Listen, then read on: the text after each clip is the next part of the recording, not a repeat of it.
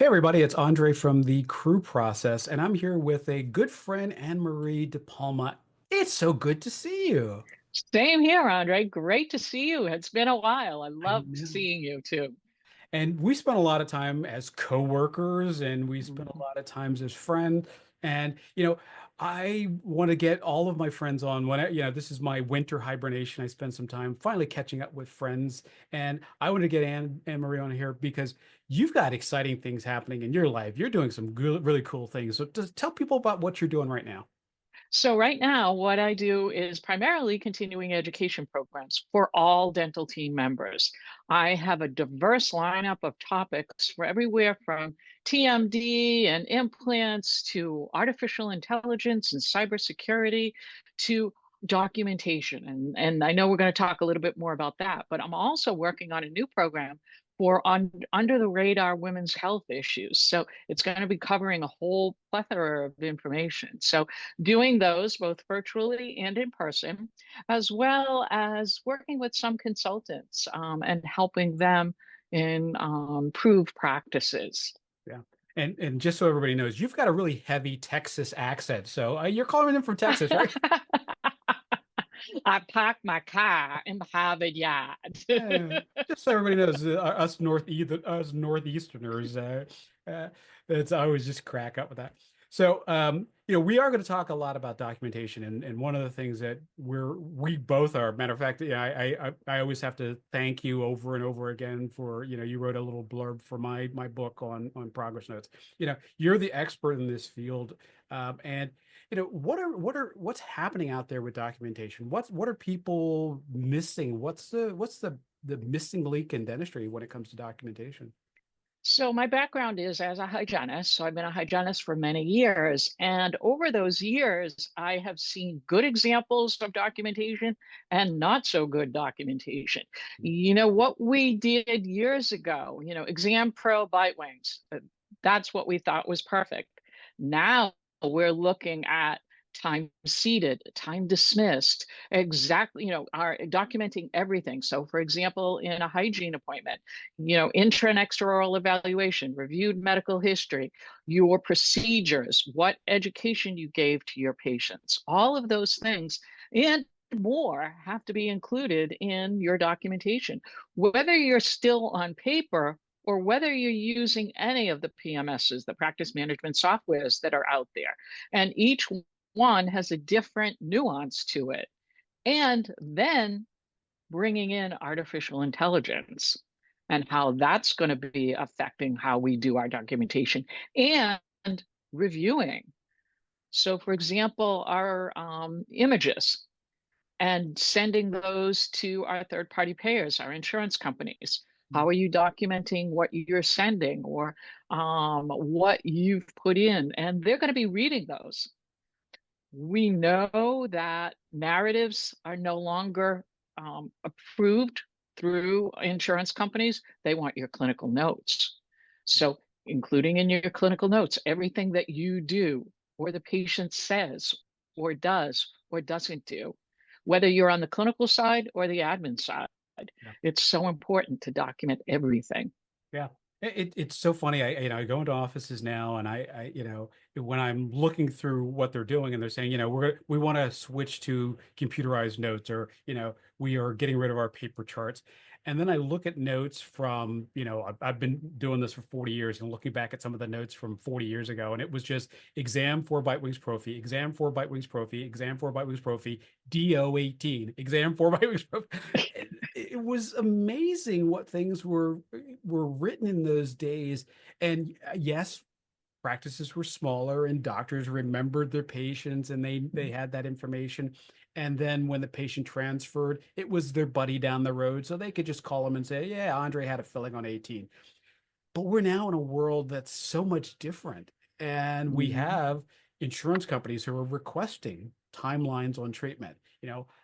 How is it possible that you did two quads of scaling in 20 minutes with Right. Aura kicks? And, they want to see this because, ultimately they're the ones who are typically paying for them. So they want to see those notes. So it's important on both sides from a legal standpoint and from a reimbursement standpoint that those notes make sense.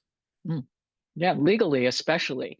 If your records are ever called in for judgment, as subpoena, you have to be ready to defend them. And if your documentation wasn't there, you know, if it isn't documented, it wasn't done.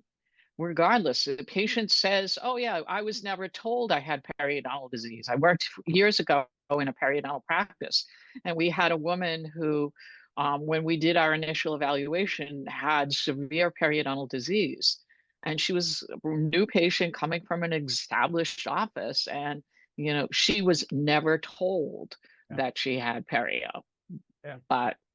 We only hear her side of it. We never actually got those records, but yeah. Yeah, and and people, I think maybe because of COVID, everybody missed the fact that the Cures Act came into effect, and patients are supposed to have access to their progress notes. I know when I go to my physician, by the time I leave, I can read the progress notes of the visit, and that is something that's part of what's happening in dentistry now. Nobody knows about it. Maybe we should whisper it and not really say it out loud, but that's Right. part of the process that nobody realizes at some point your third party patient communication software is going to be syncing progress notes so that your patients can read what you wrote in that visit. So it's amazing that people, put things in there that are subjective versus objective. They're putting things in there that are, you know, damaging for Hmm. lack of anything else. But I love reading notes, and a lot of people have come to me and said, "Hey, could you, we have a lawsuit that's coming up, or we got a letter from an attorney. How do I get my notes out?" And I basically say, settle, just Exactly. settle. Don't give them your notes because it's an amazing thing what we see in the dental office on a daily basis. When I do programs, and I include a lot of soap notes in my programs, or talk a little bit about soap notes in most of my programs. And when I talk about it, I'm getting a lot of blank stares. What is soap? How do we write a soap? All of that. But that's been in medicine for years. Now we have to bring it into dentistry. And yes, I learned soap notes in hygiene school, but yet when I got into practice, it went by the wayside until I knew better. Yeah. And I wanted to protect my license. Yeah. So it's so important. And like you said, all of these companies in the 21st Century Cures Act. I was speaking to someone at Yankee. Yankee was last week, and I was talking to him about that, exactly that, how dentistry is going to have to move into following that 21st century. I Yeah. went to my physician about a week ago, and like you said, right after you leave, everything's right there. Blood tests are right there, notes are right there, even though at the end of their note they say this may contain information you don't understand in medical terms, blah blah blah, but it was there. I had access to it, Yeah. reinforced what I said as a patient. Yeah. Yeah, it's I always wished I years ago I personally invested in a company that worked on it never came to fruition, but it was almost like a medic alert bracelet, but it was like a thumb drive. And the idea was it was encrypted, so only the EMTs would have access to this information. And I thought this is a fantastic idea. This was back when HIPAA came out and the Portability Act, and I was thinking this is fantastic. I'm knocked out on the street someplace, God forbid, Hmm. and the EMT just plugs it in and goes, "Oh, that's right. Andre can't have Blah blah blah. amoxicillin or whatever."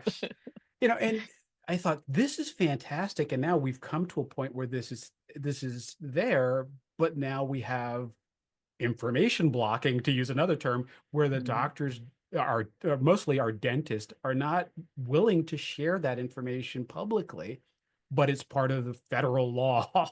Right. you know. Right. And speaking of federal laws, you've got OSHA and HIPAA. And I know many offices will do their annual training, great, required, all of that. And then they get these manuals. that they put in on a shelf and they don't open them. But according to law, you have to customize those to your particular practice. And when I do programs on HIPAA, I don't necessarily do OSHA as much anymore, but HIPAA, I say, number one, where is your information? Are you documenting what's important for your practice? And then are you following the privacy and security rules? And how those are going to be evolving this year in 2025. Yeah. So there's going to be a lot of offices, not only in terms of their clinical and administrative documentation that could potentially run into a problem, but also with the OSHA and HIPAA. And we also know that the OSHA and HIPAA police, for HIPAA, it's the Office of Civil Rights, speeded up what they're doing in investigations. Yeah. So you don't want to be that office. And Right. dealing with phishing and cybersecurity and all of those things that come into our documentation as well. Yeah. And it's, people think it's always, oh yeah, that always happens to the big guys. That's happening to the hospital system and all that kind of stuff. But now, especially at the dental level, and I get an email every day with where there's a cyber security breach in a dental office, and that triggers so many other things because that initial breach opened up the can of worms of what was your documentation like? What information did you have in there? That EOB that you had saved in one person's smart doc also included 50 other people from a Delta Dental EOB. Right. Those are the kind of things that people don't realize until it's too late and the fines are just stacking and stacking. And, I had somebody say, that's okay, I've got a cybersecurity policy, but the policy limits were $1 million. That's not Mm-hmm. going to cover it, dude. That's not Right. going to cover it. So, Right. and did you notice any trends? You were at the Yankee Dental meeting. Were there any Yankee Dental Congress? That's right.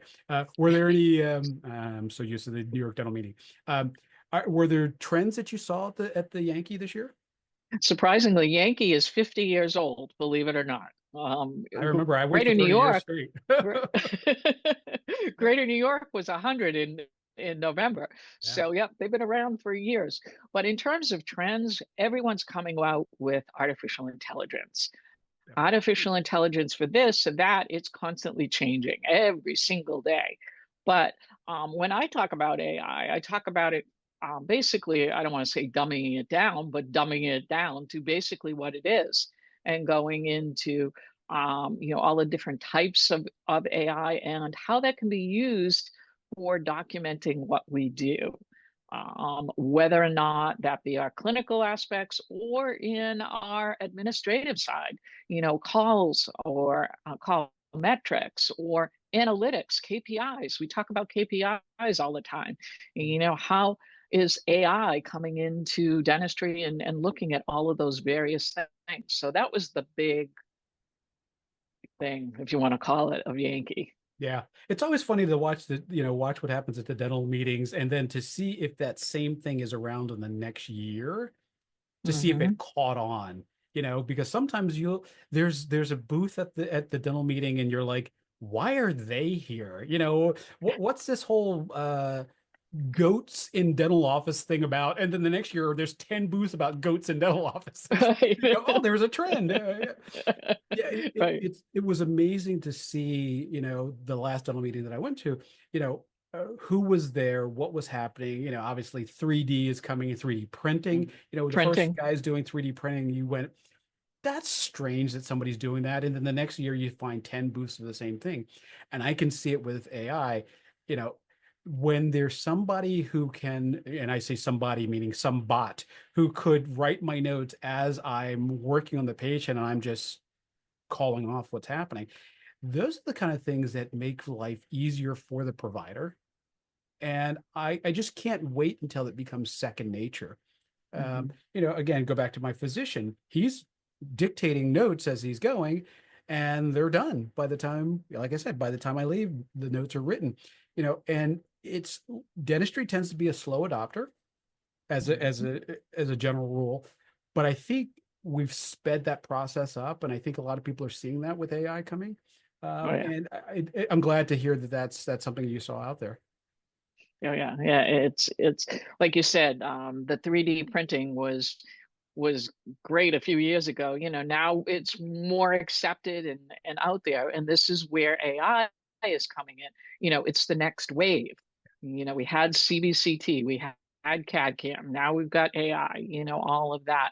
Um, and whatever technology, whether that be a practice management software, Eaglesoft, or anything else, um, it's benefiting the practitioner, the clinician, the admin team member, but it's also benefiting the patient.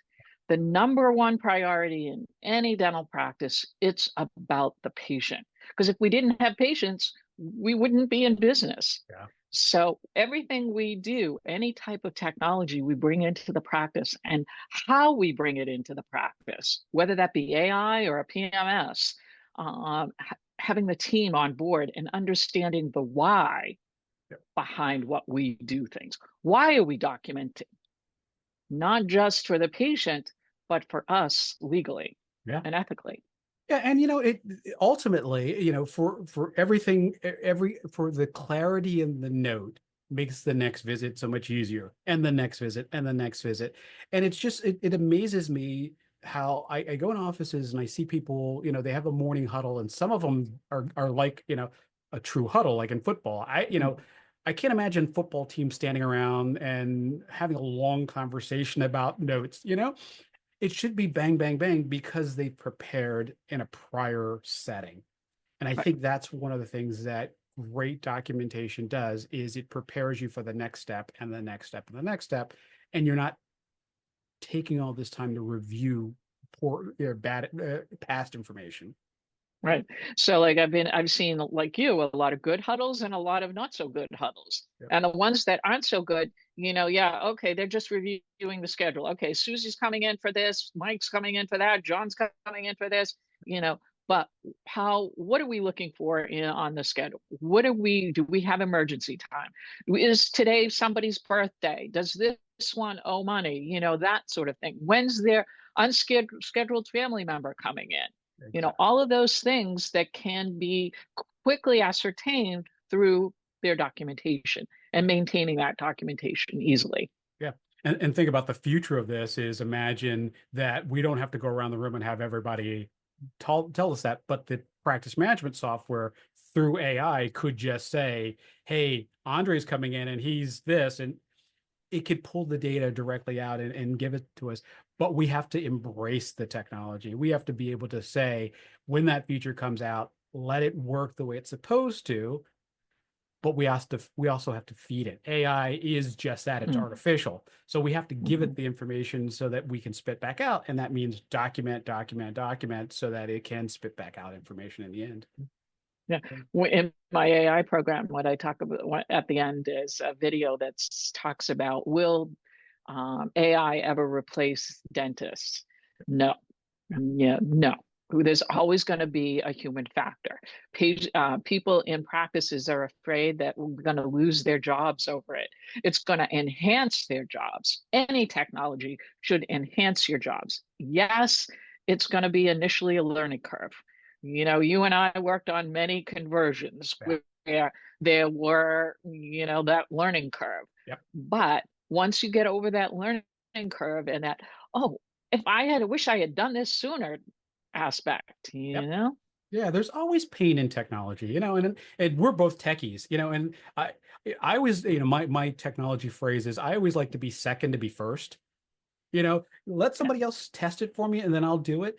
I didn't want the first Tesla, well, I wouldn't buy a Tesla, but I mean, I don't want to be the first person to have one, but I have an electric car now. I wanted to Hmm. be after somebody else has the pain, I'll get one. That's my thing. I'm an Android person. I'm not an iPhone person, but I have all the latest Android phones because the technology doesn't become that much different, but you Hmm. have to be willing to get that next version. The people who are still holding on to carry on this analogy, the still people still holding on to their flip phones are missing Right. out. They're Yeah. missing out. You know, Yeah. I They're you missing out on everything in you'll terms love of this. dentistry. Right. Like I had an old Serp. Oh, I love it. Old technology. Right. Sometimes old technology is better. That's not mine. That was my father-in-law's. I told him I would shred all the cards, but he knew exactly where to find everything because he had a flip phone. So he carried a flip phone with a Rolodex in his car, and it worked for him. Right. But the idea of having this little brick do all that Mhm. was a large leap for him. But now I've gotten him onto it. And he just loves the idea that he can just click on my picture and call me. It's such a wonderful thing. But he had to embrace that, and I had to tear that out of his hands to get Mhm. that Yep. Rolodex out. Oh, I love it. And that's the thing, taking people from where they are currently to where they need to be and helping them through all of those steps, whether that be, the PMSs or this CAD CAM or doing the correct documentation. You're at point A, you need to be at point D. How do we get you there? Yeah. And that's one of the things that I help with practices with. Yeah. Well, I am glad we had a chance to go through this, and I want to make sure that everybody sees just below us is going to be a link to your information. What's the best way to get in touch with you, Anne Marie? So two ways. My email is Depalma Anne Marie, my name backwards, at Gmail, or my website, depalmaannemarie.com. Awesome. I really appreciate it. It's so good to see you. And I'm sorry I didn't get a chance to get up to Yankee this year, but I thank God for Facebook because it kept posting pictures of us at the Yankee every year. Like Yeah. the whole month at the end of January, all I kept seeing was pictures of us at the Yankee each year. So Yep. it's so good to see you, and I'm glad we had a chance to do this. So thanks Thank you, again. Andre. Good Yep. talking to you. Same here. Take care, everyone.